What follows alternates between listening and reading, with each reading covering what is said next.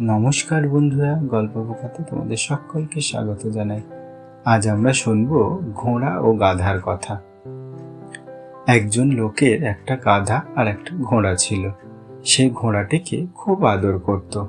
কোথাও যাওয়ার সময় সব জিনিস গাধার পিঠে চাপাতো। ঘোড়া দামি পশু, তাই ঘোড়ার উপর সে কোনো ভার চাপাতো না। একদিন গাধার পিঠে জিনিসের পরিমাণ খুব বেশি ছিল। গাধাটা খানিকটা গিয়েই হাঁপিয়ে উঠল। তাই গাধা কাতরভাবে ঘোড়াকে বলল, ভাই ঘোড়া, আজকে জিনিস অনেক বেশি, এত মাল আমি বইতে পারছি না।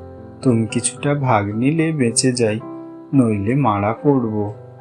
ঘোড়া বলল, আমি বাপু তোমার মাল বইতে পারবো না। মাল নিয়ে যাওয়া তোমার কাজ, আমায় বলো না। গাধা আর কি বলবে, মুখ বুজে জিনিস নিয়ে হাঁটতে লাগলো।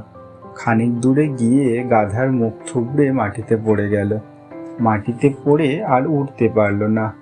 আর কিছু পরেই সে মারা গেল। তখন লোকটি সব জিনিস ঘোড়ার পিঠে চাপালো, তার ওপর মোড়া গাধাটিকেও চাপিয়ে দিল। সব ভার বইতে হলো দেখে ঘোড়া মনে মনে ভাবল, আমি যদি তখন গাধার কথা মতো খানিকটা ভাগ নিতাম, তাহলে এখন আমায় এত মাল বইতে হতো না।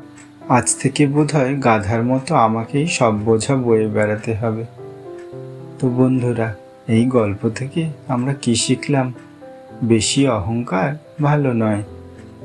তো আমাদের গল্প তোমাদের কেমন লাগছে তা তোমরা অবশ্যই কমেন্ট করে জানিও। আর গল্প ভালো লেগে থাকলে চ্যানেলটিকে সাবস্ক্রাইব করে আমাদের পাশে থেকো।